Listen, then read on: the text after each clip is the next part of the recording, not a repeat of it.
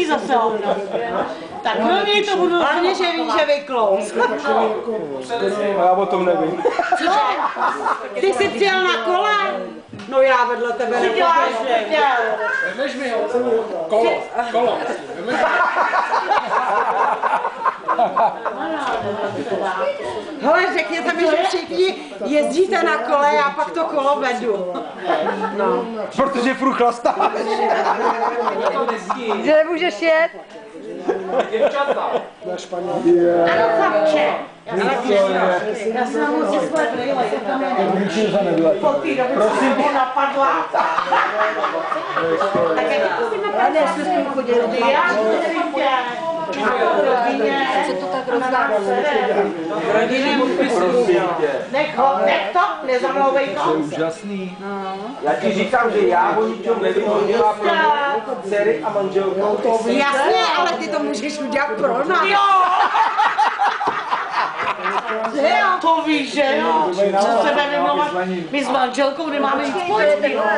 Ale ty to můžeš udělat pro nás, pro kamarádky. To udělám, až bude hezký. Já budu dělat teďka v zimu, budu dělat grill na čuně. A co budeš dělat? Grill na čuně nebo čuny na grill? Ale on nás nepozve.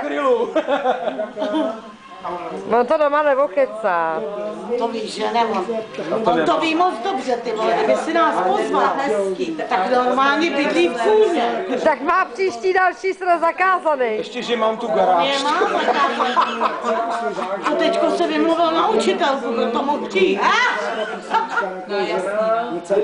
Ježišmarja. Jirko, Zapal si, ať chvilku mlčíš.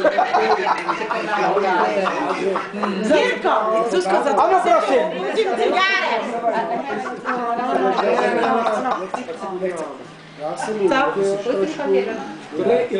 já už jsem si připravila brýle, já nevidím ty fotky ještě.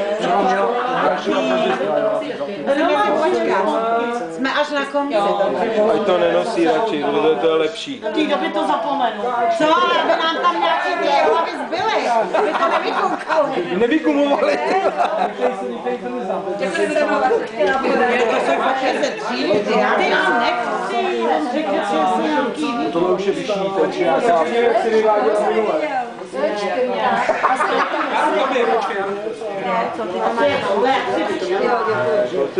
Já jsem než to Eva, co tady bavila posledně.